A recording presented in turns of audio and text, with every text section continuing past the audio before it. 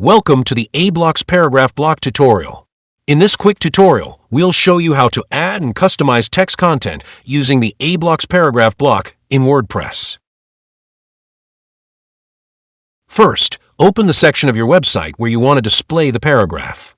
Then, search for paragraph block in the block inserter and select the aBlocks paragraph block to add it.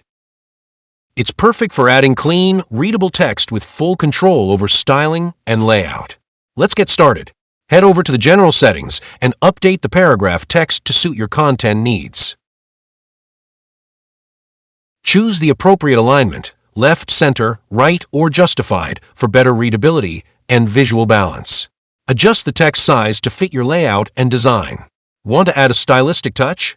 You can enable or disable drop caps for a bold opening letter. Now go to the Style section for more design options. Choose a text color that aligns with your branding or page style.